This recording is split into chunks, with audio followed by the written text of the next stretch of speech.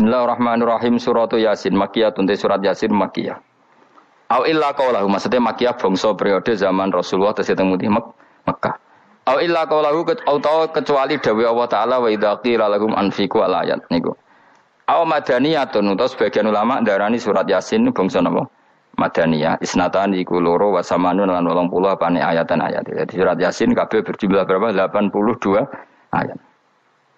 Bismillahirrahmanirrahim. Yasin. Ya semua ulama makna Yasin itu makna nama lain dari Rasulullah Muhammad sallallahu alaihi wasallam. Meskipun secara ikhtiyat, secara hati-hati mufassir biasanya bilang Allahu a'lamu bi muradihi bi. Allahu a'lamu dzat sing pirsa bi muradihi kan kersane Allah bi iklan Yasin.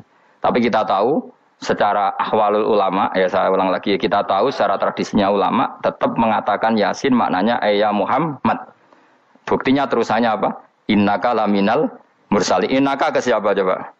Ke Nabi kan, Nabi Muhammad. Berarti Yasin wahai Muhammad kamu adalah mursalin. Apalagi ada istimal yang sudah konsensus seluruh dunia. Misalnya sholatullah, salamullah ala toha rasulillah, sholatullah, salamullah ala Yasin habibillah. Jadi makanya saya berkali-kali bilang, saya pernah ngisi pengajaran tafsir di Madura juga bilang gitu. Ada disiplin ilmu tafsir dan itu kadang ketatnya ikhtiyat. Ikhtiyat itu hati-hati. Sehingga tetap bilang Allah alamu bimuradi bidalik. Tapi meskipun demikian, ada konsensus masif dari para ulama yang menggunakan Yasin Toha itu untuk Rasulullah Shallallahu Alaihi Wasallam. Karena secara siakul kalam pasti demikian. Misalnya di juz 16 ya, surat Toha itu ya, 16 ya. Toha, ya Muhammad, ma anzalna alaikal Qur'ana litasqa. Coba kalau Toha ada artinya Muhammad lalu siapa? Ada kata ma anzalna alaika apa? Coba sekarang Toha ganti ya Muhammad kan pas ya Muhammadu ma anzalna alaika al-Qur'ana litasqa. Jelas ya? Secara siakul kalam Toha menunjuk siapa? Muhammad, karena tulisannya coba ya. Toha diganti kata Muhammad. Ya tentu diganti secara makna. Ya Muhammadu ma anzalna alaikal Qur'ana litasqa. Yasin juga ganti aja. Ya Muhammad demi Quran yang hakim innaka ya Muhammad laminal mursalin. Sehingga meskipun mufassir secara disiplin ikhtiyatnya, kehati-hatiannya bilang innaka laminal apa? Awa a'lamu bimuradihi bidzalik, tapi secara ahwalul ulama tetap Toha dan Yasin adalah ismun min asma'i Rasulillah sallallahu alaihi wasallam. Kayak tadi apa? Salatullah salamullah ala Toha Rasulillah, salatullah salamullah ala Yasin habibillah. Jelas ya. Jadi antara istimalnya ulama itu beda dengan keikhtiyatan mufassir. Dan tentu kita milih yang istimalnya ulama. Karena itu lebih gampang supaya kata alaika khitab itu kena apa? Kena mukhatabnya siapa? Terus ketiga kata Ibnu Jarir At-Tabari, enggak mungkin Allah mengkhitabkan sesuatu dengan sesuatu yang enggak bisa difahami. Karena orang Arab dan zaman itu faham Yasin adalah Rasulullah, Toha adalah Rasulullah, sehingga ada khitab itu. Buktinya orang kafir zaman itu enggak pernah menyoal gini. Muhammad katanya Quran itu indah, mudah difahami. Ternyata ini ada lafaz-lafaz yang kita tidak paham. Nyatanya orang kafir tidak gugat seperti itu. Itu menunjukkan bahwa penggunaan Toha dan Yasin adalah ma'ruf dan difahami. Paham? Jelas ya? Ya soal nanti ikhtiyat, ya ikhtiyat saja kita ikhtiyat. Paham ya? Tapi tetap difahami apa? Tetap difahami. Buktinya jelas kan Toha ma anzalna alaika. Berarti diganti saja apa? Ya Muhammad ma anzalna alaika al-Qur'ana litasqa. Mohon jelas ya. Wal Qur'ani demi Qur'an al-Hakimi kang bijak. Ail muhkami tegese kang kuat utawa kang kukuh. Kukuh maknane indah, bi aji binasmi kelawan keajaibane susunan wa badil ma'ani lan keindahane makna. Innaka saat temne sira ya Muhammad lamnal mursalin setengah sangking wong sing diutus. Sungguh termasuk wong sing diutus Allah. Ora sekedar diutus ala siratin kowe ngatasi jalur to dalan mustaqimin kang jejeg. Uti alaikum ta'alikun ta'aluk bima perkara qabla kang sedurunge iki dawuh. Aitorikil anbiya itu tegese kowe iku sesuai dalane para-para nabi qabla ka sedurunge sira. Maknane torikil anbiya ya tauhid tegese tauhid wal huda lan petunjuk. Wa taqidu tenau kiti bil qasami iklan qasam wa khairi lan liyane qasam ngrad niku nolak liqaulil kufari marang ngucape wong kafir lagu maring nabi wong kafir komentar ning nabi napa lasta mursala Muhammad iku ora rasul. Terus Allah jawab innaka laminal mursalin.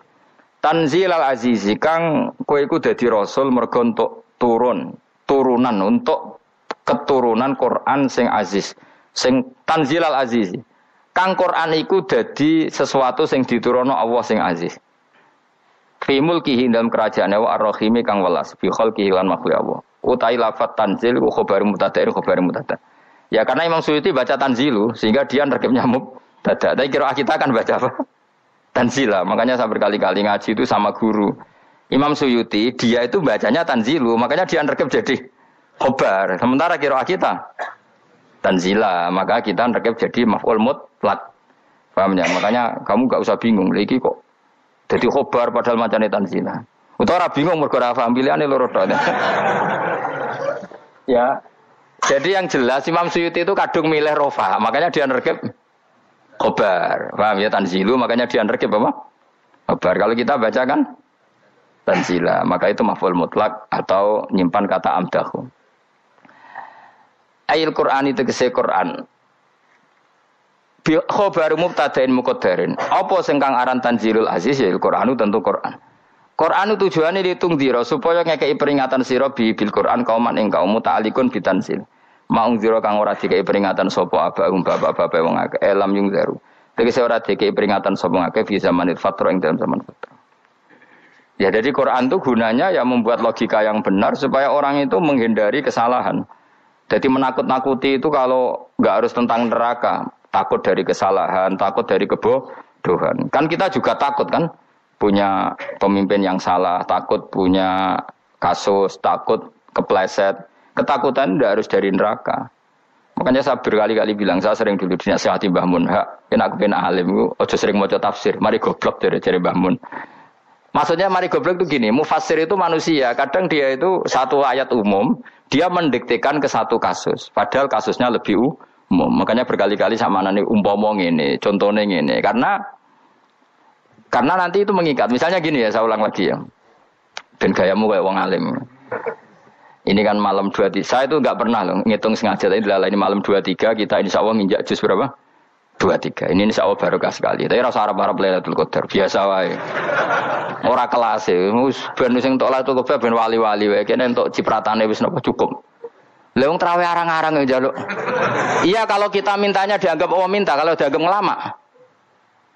Coba andekan kapasitas Anda itu RT, minta jadi presiden, itu ngelama apa doa? Tidak jawab saja. Ngelama. Jatah kamu untuk azab, kok jaluknya Lailatul Qadar, itu ngelama apa Anda? Mestinya jalukmu orang untuk azab, itu bagus sih. Paham ya? Banyak ulama diajak istisqa gak mau. Banyak itu ulama. Ayo istisqa kita karena sudah lama gak hujan. Kata ulama tadi, jatah kita ini kena hujan batu dari langit. Gak hujan batu sudah bagus, gak usah minta. Ulama macam-macam. Lah rai-rai ngene iki pantese entuk Lailatul Qadar apa entuk adab ayo jawab. Ayo. Ora entuk adab wis bagus. Yo dadi dongane ya Allah. Ampun jenengan siksa la tu'akhidna. La tu'akhidna maknane njuk Lailatul Qadar apa ora disiksa? Ya makam kita itu masih Rabbana la tu'akhidna. Iku supaya gak disiksa innasina waqtuna kalau kita salah. Kowe kan gak kalau. Wah sudah salah. Jadi donga innasina waqtuna sange apikane pangeran wae ditambahin kalau kita salah. Kalau kita kan sudah ada kalau lagi sudah. Sudah jelas salah berkali-kali lagi. Mbok wong diisin. Yo lak jaruk Lailatul Qadar gak diisin. Tapi oleh wong pangeran apian, pangeran kan tapi misalnya pangeran ora aku luwe apian timbang aku. Dadi sowe disahno permintaan. Tapi gak dikabulno. Mau disahno tapi ora usah apa? Disahno iku iman jalin jan wong goblok piye meneh, macam-macam. Makanya doa paling fair itu ya Rabbana dzalamna anfusana wa lam taghfir lana wa tarhamna lanakunanna. Makom kita itu disepuro pangeran. Sing bener donga wong traweh-traweh lho ning Tuban ning Jogja wis bener apa innaka afuwun karim tuhibbul afwa fa'fu anna. Ora ana guru-guru kita donga ya Allah anilna lailatul qadar ya Allah ka ono saraku iki kita ana ngajarno ngono ya Allah innaka afuwun karim tuhibbul afwa fa'fu anna. Jenengan kandat sing kathah nyepurane lan seneng nyepuro impun jenengan sepuro. Iku bagus sudah bagus. Lailatul Qadar gresuk delok srengenge. Terus delok angin. Angger daerah Gunung Kidul banter terus anak-anak. Mbok wong tahu diri, maksud kula nggih tetep minta Lailatul Qadar tapi tahu tahu diri. Misalnya suwe bar sedekah, puasa bar salat 1000 rakaat, terus utang mesti sahur, ambek togo-togo sing mbok dolimi jaluki sepuro. Pas kowe tenan mergo ngrasa ora dolim, nduk Lailatul Qadar. Tapi kira ngrasa ora dolim wis ujub sombong. Wong sombong ora berhak meraih. Lah terus piye Gus? Ora piye biasa wae, pokok biasa wae. Makom kita kowe ora kena adab itu sudah luar biasa. Ora penuh adab piye. Wis ngene iki luar biasa, napa? Luar biasa. Mun nang ngandel kula, mesti ngene iki keadaan seperti ini terus. Soale dongane wae Rabbana la tu'akhidna in nasina wa akhtana. Itu sudah luar biasa. Nah, ini kan teruskan dawuh Mbah Mun ya. Misalnya Allah bilang gini, fattaku, maka takutlah kamu. Biasanya mufasir ditambahi minan nar, maka takutlah kamu masuk. Sebetulnya yang perlu dihindari dari kita, takut itu ya, takut salah, takut bodoh, takut terdolimi, takut mendolimi orang lain, takut hidup tidak ada gunanya. Tapi mufasir tentu milih yang populer, takutlah kamu dari api neraka. Coba misalnya gini, kita nanti masuk surga. Kemudian zaman di dunia kita tidak pernah berkampanye ya atau berkontribusi untuk agama Allah. Cara saya itu izin. Kata Imam Malik, saya masuk surga. Kemudian orang yang mencintai saya masuk surga itu saya malu. Rasulullah juga gitu. Saya sebagai pemimpin umat, saya malu masuk surga. Dan satu dari umat saya masih masuk neraka. Jadi lama dulu tuh ketakutannya bukan sekedar masuk neraka. Takut malu, takut bodoh, takut keliru, takut. Saya misalnya nanti masuk surga itu malu. Andaikan saya tidak pernah ngajar tafsir Jalalain. Malu saya. Karena katanya Allah, kenapa pun swarga? Terus dilebokno swarga. Tapi kalau pernah baca tafsir jalan kan ono kerene. Keren artinya saya pernah mengkampanyakan Quran, pernah mengkhidmati Quran, pernah ngitmai kitab engkau ya Allah. Saya pernah ngitmai umatnya Rasulullah, yaitu sampean kabeh. Pernah mulang, pernah sowan. Saat tiap bulan sowan jenengan gak sopan tapi. Mulane kira usah bales sowan rono malah ganggu aneh-aneh. Kadang santri yo pidol, wis diulang cek sowan. Orang itu kiai kalau sudah di rumah itu milik keluarga biar fair. Bermulang cek assalamualaikum. Terus kiai ini kagok keluargane ku kapan? Boyo mikir bocah ora karo-karuan. Jadi seneng yo di ilmoni, napa seneng yo di ilmoni. Saya ulang lagi ya. Nah, kata yang ditafsir itu sering tidak mengikat. Makanya kata Mbah Mun, baca tafsir itu dikurangi. Maksudnya dikurangi itu bukan apa-apa. Maksudnya tadi kalimat yang ditafsir itu tidak mengikat. Yang mengikat itu yang kalimat di Quran. Nah, kalimat Quran itu umum, napa? Misalnya gini, Allah kalau gini, i'dilu, kamu harus berbuat adil. Lalu adil itu misalnya mufassir menafsir, adil itu menyamakan di antara dua orang konflik. Misalnya di MK 01 dan 02 dianggap sama, itu namanya adil. Itu kan dawai mufassir. Atau misalnya gini, Allah bilang gini ke saya, hak kan ada di kiai sing adil. Terus adil ditafsiri orang, adil itu menyamakan sesama murid, haknya sama. Nah, tapi bisa saja adil itu di luar itu semua. Misalnya gini, ternyata adil menurut Allah gini. Adil maknanya seimbang, apa? Adil itu maknanya apa? Seimbang. Lalu keseimbangan seorang hamba adalah dia ingat Allah lebih banyak. Karena ini bandul yang benar-benar nyata. Allah itu nikmatnya nyata. Sehingga ketika saya sebagai orang alim, ingat saya alim itu karena Allah. Dikasih ilmu Allah, dikasih cerdas Allah. Dikasih semuanya dari Allah. Sehingga saya itu tidak merasa kumuluhur pada kalian. Karena semua ini dari Allah. Kemudian Allah sendiri yang memerintahkan, kamu harus mengajar. Maka saya ada arep-arep salam templek sampeyan, penghormatan sampeyan, apresiasi sampeyan. Karena saya hubungannya hanya dengan Allah Subhanahu wa Ta'ala. Itu namanya adil. Meletakkan sesuatu proporsional. Itu juga adil namanya. Makanya seseorang itu enggak bisa dikatakan abid selagi belum tahu kalau ibadahnya minallah. Jadi misalnya ke ibadah tok. Ternyata kamu yakin itu ibadah kamu, amal kamu itu belum abid.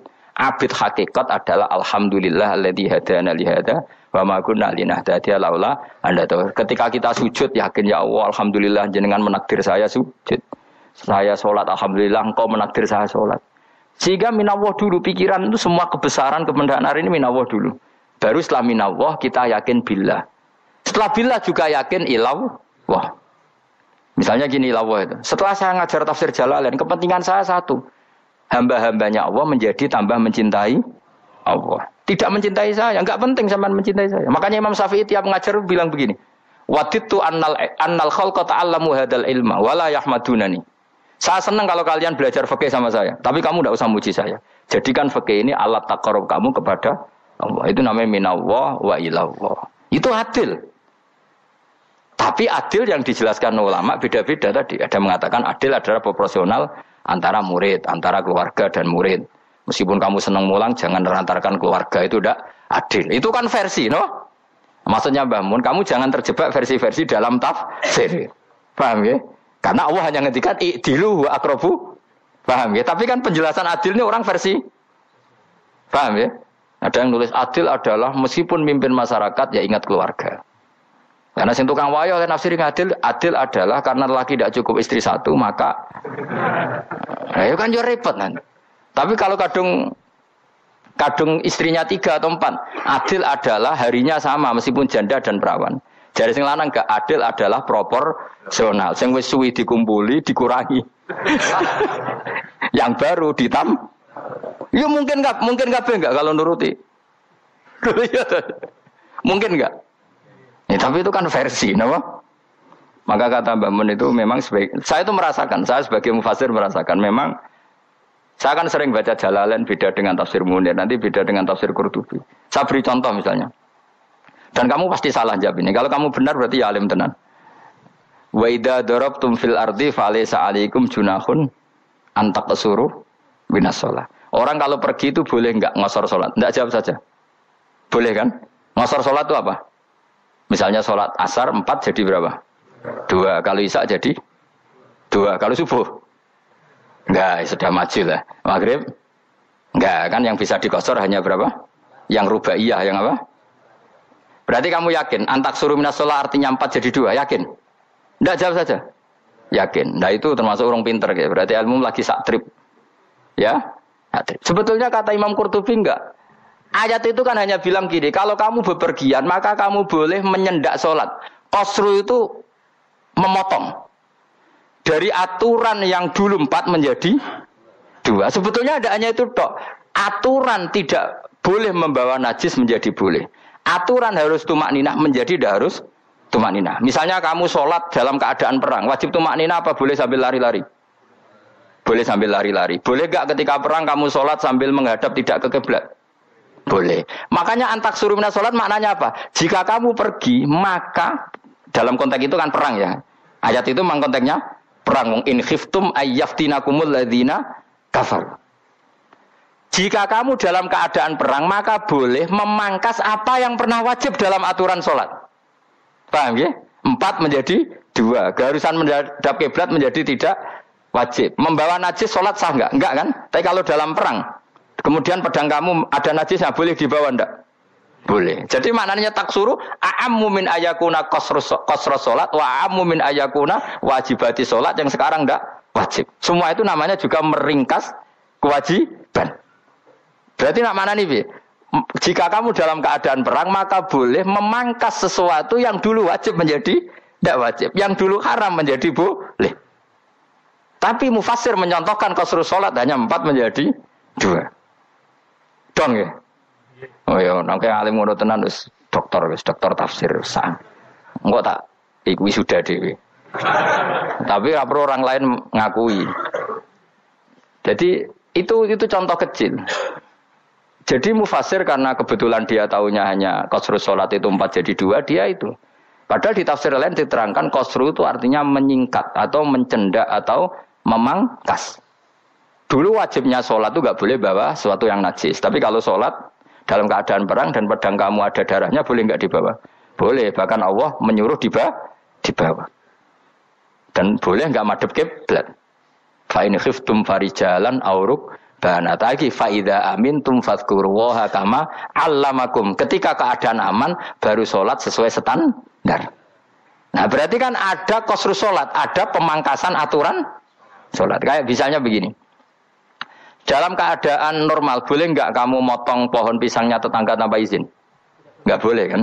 Tapi misalnya ada banjir bandang, kemudian kamu bisa selamat kalau motong itu wajib izin apa malah haram izin? Haram izin, harus kamu langsung potong, karena kalau tanpa begitu kamu tenggelam. Dan yang punya wajib meridhoi. Kalau nggak meridhoi disalahkan syarak malah. Paham ya? Jadi ini penyolongan yang wajib. Tapi tak sebab potong kayak ngelangiin, terus gedangnya mbok pangan, itu berlebihan. Karena Allah memaklumi hanya untuk ngelangi. Jebule wis menisan lah itu di luar izin syariat apa? Di luar izin syariat. Itu melampaui batas itu. Syaratnya boleh itu ghairu baghiw wala adfamani turra itu darurat syaratnya ghairu baghiw wala dan tidak boleh melebihi batas. Lho ora ape ngetok gedange jupuk sik sing mateng dipangan terus diketok. Ora oleh. Paham jelas ya. Makanya kalau ngaji tafsir ya saya kan berkali-kali ada makna di tafsir Imam Suyuti saya tambahi umpamanya ini. Maksudnya umpama itu supaya contoh itu tidak mengikat. Jadi yang disebut beliau itu satu dari sekian potensi ribuan contoh. Ya kayak tadi misalnya antak suruh minas sholah. Itu umumnya ulama membayangkan qasrus sholat yang 4 jadi 2. Padahal enggak, maknanya meringkas aturan dari wajib menjadi tidak wajib. Bahkan sebagian aturan itu dikatakan haram, tidak haram. Itu tadi misalnya bawa najis atau teman kamu mau dibaca orang kafir, terus kamu bilang, hei hati-hati, itu tidak batal kalau dalam sholat siddatil khauf. Paham ya? Jelas? Semaju lah, malam terlikur, lelatul. Soalnya wis gumen be wong-wong itu, bingung ora ilmune wong-wong. Ma ungziro abahum, lam yung daru tegese ora den kei wedi sapa ngangge fi zamanil fatrah ing dalam zaman fatrah. Ya sama seperti ini. Orang tidak mendapat ingzar itu di zaman fatrah, zaman enggak ada rasul. Tentu tidak hanya itu tok. Ada rasul tapi orang itu jauh dari komunitas ulama. Itu juga termasuk orang yang tidak mengalami ingzar. Jadi tidak mengalami ingzar bisa di zaman fatrah atau sudah ada rasul tapi dia jauh dari ulama atau jauh dari komunitas Islam. Itu juga komunitas yang tidak mengalami ingzar. Fahum mengkote wong akail kaum iku khafidun lali kabehane imani sing iman parustilan bener. Ya contoh paling gampang itu nak dawuh yai mesti bener itu loh. Kalau kamu ngaji tafsir Jalalain ya yuhan nasu budu rabbakum. An-nasu biasanya tafsirkan kufaru Mekah, napa? Padahal di situ nas semua manusia apa kafir Mekah? Semua manusia. Cuma konteks dulu karena Nabi orang Mekah dan zaman itu yang diberi peringatan orang Mekah, Imam Suyuti bilang kufaru Mekah. Lah seperti itu kufaru Mekah mengikat apa enggak? Enggak kan? Enggak, karena yang dituruni Quran yo kafatal linnas. Tapi ya ayuhan nasu di Jalalain sering ditulis apa? Kufaru Mekah. Nah, seperti itu tidak mengikat. Itu contoh saja, Pak. Contoh saja dalam konteks zaman itu. Paham ya? Jadi banyak, makanya tafsir itu sebenarnya enggak ngikat. Ya tapi yang ngomong gitu harus orang alim. Kalau kamu yang ngomong malah kacau. Kemudian ngomong sombong. Mas Suti kan manusia, saya juga manusia. Ngapain saya harus ikut? Ya sarap itu. Ibu ora wis sombong saraf no, wis sombong saraf. Lakot hakko teman-teman fahum, lakot hakko teman-teman nyata apa alqaulu apa titah ai wajib tegese wajib manane nyata al aksarihim ing atase akeh-akeh wong akeh bil adab. Lakot hakko teman-teman dadi nyata apa alqaulu apa titah anane azab. Ai wajib tegese wajib apa adab al aksarihim bil adab fahum mengkote wong akeh layu minun ora iman sapa akeh. Il aksaru tegese akeh wong ora iman. Zaman niku Mas. Ya, maksudnya zaman itu, tapi jengben kemudian ngerti. Tapi yang mungkin Batu Isa itu semua orang iman, tapi ya banyak yang setelah iman itu tidak bermanfaat lagi karena wes napa matahari terbit dari napa barat. Hinala yang fa'u nafsan imanuha lam takun amanat min qabl. Inna sa'atam ingsun jalna ga ingsun fi anaqihim. Ing dalam gulu-gulune wong akeh tak gawe akhlalan ing belenggu. Bi ayu dhamma kamran bi antu dhamma kamran ento dewi kumpulno ilaha maring anak apa alai di tangan. Di anal gela karena saat menegil iku yajma'u iso ngumpul apa gil al yada ing tangan kal unuk maring geger maring napa gulu-guri lho jenenge unuk. Wong Arab nak darani kene iku unuk, nak darani kene iku nakher. Ya jare wong Arab, ya kene iki unuk, kene iki nakher. Lah gulu niku ngeten tangan didakok teng napa? Napa? Gulu. Napa jenenge jidok niku jidokne. Sing guri-guri. Faya mengkote tangan ilaidi kumas muatun ting kumpulno ilal atqoni maring dagu, meniki lho jenenge dagu jamu dzakonin wa ya mustamaul lahyan kumpule dua dagu atau dua wang nek jomanan fahum mongko te wong akeh mukmahuna iku dadi bunder sapa wong akeh manane rafiuna ngangkat wong akeh ruusa ing sirahe wong akeh lastatiuna ora iso mampu sapa wong akeh khodaha ing ngendekno ruus menane dhewe maksudi wa ta iki mutamsilun muk bayangan muk tamsil gambaran mulane kula gumun be ulama riyen. Tak contohno ya, nak ulama dhisik ku top. Wong dhisik nak darani bun rokok digludungno. Wong kafir sok ben digludungno ning neraka. Iku yo pancen ngalim tenan ngomong dhisik. Mergo gambarane ngene, ora usah mbok praktekno sampeyan, praktekno saiki wae. Nah praktekno sampeyan kowe ora sampeyan mlebu neraka. Dadi ngeten wong nak lungguh ngene deh. Wong Arab nak darani iki ason-ason. Terus ngeten. Ngeten. Niki jenenge apa? Dengkul. Dengkul itu kena dagu, terus tangan kena jidok. Dadi ngeten. Jadi wong wis dalam keadaan bunder. Paham ya? Lah mulane malaikat karek nyaduk terus gludung-gludung ngono. Paham ya? Jadi mergo yo napa? Dengkul nempel dagu, paham ya? Tangan nempel jidok, terus ditaleni. Paham ya? Terus ya karek gludung dong, mulane wong kuno nak darani bun neraka iku. Oke bayangno saiki sok ben ra usah, gak usah mlebu maksudnya, paham ya? Mulane ape mlayu ora iso, wis posisi ngono, paham ya? Sebenarnya rasa delok, maksudnya itu praktekno saiki. Menang delok lho. Lah dawuh Imam Suyuti wal muradu te kang den kersakno iku annahum sak temne wong akeh la anu nek ora tunduk sapa wong akeh lil imani maring iman. Wala faduna nek ora tunduk sapa wong akeh ora ndilukno ru'usau ing sira wong akeh lahu krana iman. Iki tapi dawuh Imam Suyuti. Tentu tidak semua ulama sependapat. Jadi cara Imam Suyuti semua yang dikatakan Quran ini mau tamsil. Artinya mereka tidak tunduk, maknanya tidak menerima iman. Ya, tapi itu cara Imam Suyuti. Ulama lain yang mengatakan tidak. Memang orang kafir ketika masuk neraka dalam keadaan seperti itu dan digeludung. Ya tidak apa-apa sama-sama benar. Ya sama-sama benar karena ya Quran itu milik bareng, ya. Milik bersama. Jadi kan banyak kalimat kayak tadi mengkosor solat, meringkas solat. 4 jadi 2 yang meringkas, paham ya? Dari aturan ketat menjadi agak longgar juga meringkas. Jadi semuanya namanya memotong apa? Memotong dari 4 menjadi 2 ya memotong, paham ya? Dari aturan wajib menjadi tidak wajib juga memotong. Nah, itu kan sama-sama benar. Lihat nanti konteksnya. Wajahna lan gawe sapa ingsun mimpeni aitim saking ngarepe wong akeh sadan ing tutup. Wa min khalfim saking gurine wong akeh sadan ing tutup. Fathisin sadan wa dhumiha lan dhumaisin sudan fil maudhi'in ing panggonan loro. Faksena mongko ngekeki gelap ingsun ing wong akeh, fa mongko te wong akeh laib sirun ra ningali sapa wong akeh. Tamsilun iki ya contone aidon disat diturukil iman maring ketutupe dalan iman alih mengatasi kufar. Nah cara maksudé kabeh iki mau tamsil. Dadi ngene. Dari depan kami kasih tutup, dari belakang kami kasih tutup, kemudian mereka saya kasih kegelapan, maka mereka tidak tahu. Mananya apa? Dari arah depan yang mereka enggak ngerti pentingnya iman, dari arah belakang yang mereka tidak ngerti pentingnya iman, maka mereka buta, artinya tidak iman. Itu dari Imam Suyuti. Tamsilun aidoni hanya perumpamaan lisat diturukil iman, yaitu tertutupnya jalan-jalan iman. Tapi ulama lain mengatakan ya enggak, memang pernah ada peristiwa di mana orang kafir ngepung Rasulullah dan mereka dari depan matanya dihalangi, dari belakang dihalangi, sehingga ketika Rasulullah keluar mereka tidak melihat. Itu ya nyata ya, jadi makanya ngaji ya. Jadi ben keren.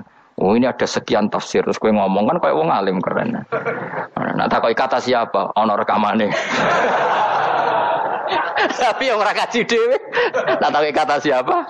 Ada rekamannya.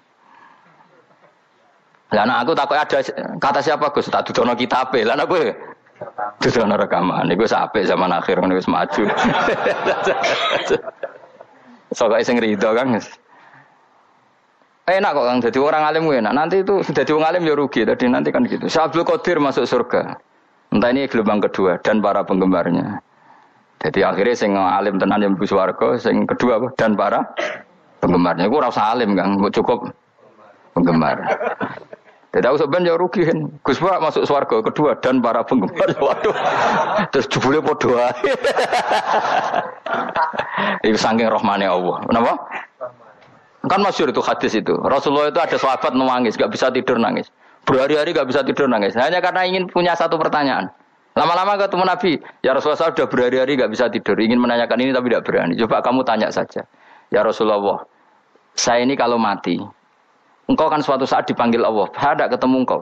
Makanya mumpung sekarang saya tak melihat wajah engkau sekuat-kuatnya, sepuas-puasnya. Kata Nabi, ya. Terus, kenapa? Ya kalau engkau di surga, saya di neraka kan enggak ketemu lagi. Atau kalaupun engkau di surga, kan kelasnya beda, kan enggak ketemu lagi. Jadi kemungkinan dua-duanya itu enggak ketemu. Kata. Karena tadi bisa aja, ya, hanya Nabi karuan di surga, saya di neraka enggak ketemu. Atau engkau di surga, saya di surga pun beda kelas, ya enggak ketemu.